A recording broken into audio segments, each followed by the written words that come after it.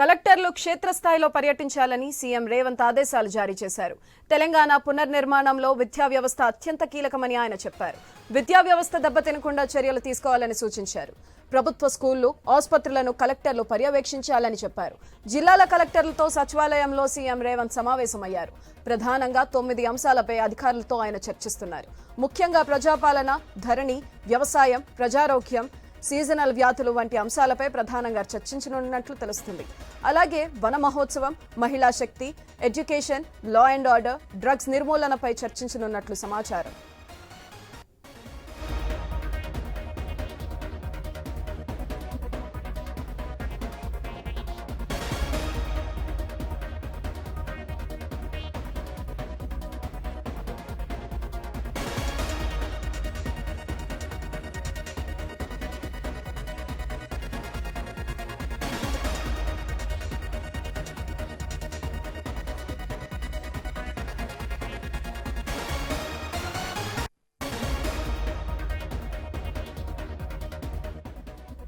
కలెక్టర్లు క్షేత్రస్థాయిలో పర్యటించాలని సీఎం రేవంత్ ఆదేశాలు జారీ చేశారు.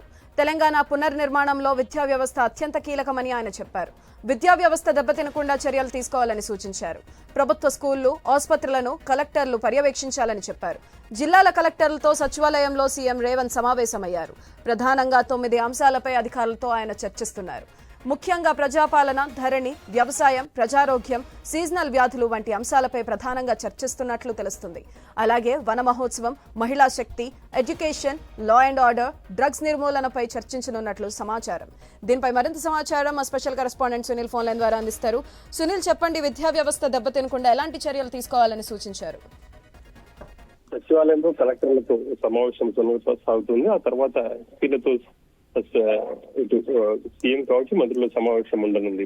మొదట కలెక్టర్లతో ఈ భేటీ అయితే కొనసాగుతోంది.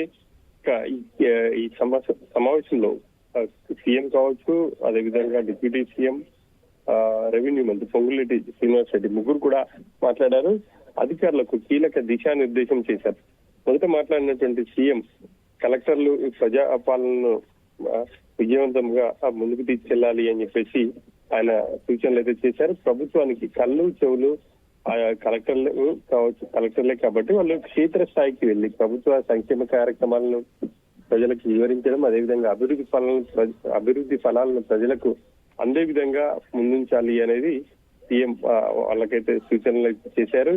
ఇక విద్యా వ్యవస్థకు సంబంధించి కూడా సీఎం సమీక్షించారు.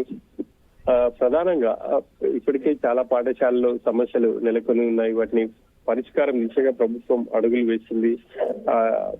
బడిబాట కార్యక్రమాన్ని కూడా నిర్వహించాం. విద్యార్థులు చేరే విధంగా కావచ్చు. ఆ తర్వాత అక్కడ ఉన్నటువంటి అన్ని ఇప్పటికే పాడుబడినటువంటి సంబంధించి డేటా సేకరించింది.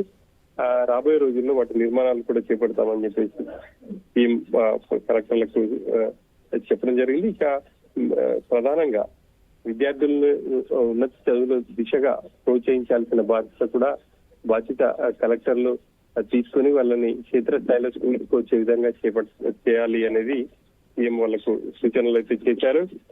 ఇక ప్రజావాణి దరఖాస్తులను ఎప్పటికప్పుడు పరిష్కరించాలి. ప్రజావానికి ఇంకా దరఖాస్తులు వస్తున్నాయి. ఇటు ధరణికి సంబంధించి కావచ్చు, లేకపోతే రేషన్ కార్డులు, వీటన్నిటికి సంబంధించి కూడా ఎప్పటికప్పుడు పరిష్కరించాలి.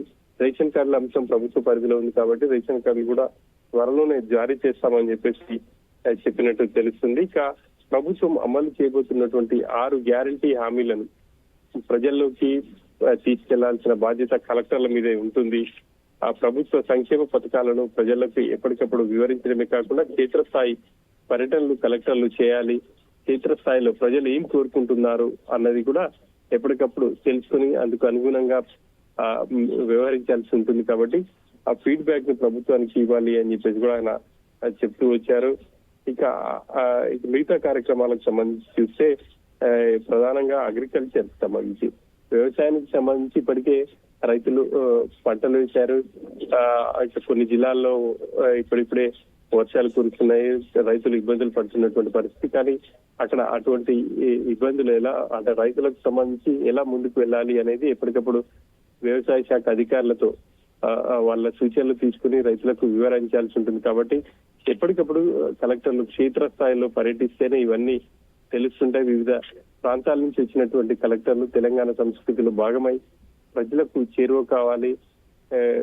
గతంలో ఎస్ఆర్ శంకరన్ కావచ్చు, అదేవిధంగా శ్రీధరన్ ప్రజలకు చాలా చేరువ అయ్యారు. వాళ్ళు ఇప్పటికీ కూడా అందరూ గుర్తు పెట్టుకుంటారు. ఆ విధంగా కలెక్టర్ల పనితీరు ఉండాలి అని చెప్పేసి సీఎం వాళ్ళకు వివరించారు. మొత్తం మీద ఈ సమావేశం అయితే కొనసాగుతోంది. మరి కాసేపట్లో ఎస్పీలతో కూడా సమావేశం కానున్నారు సీఎం.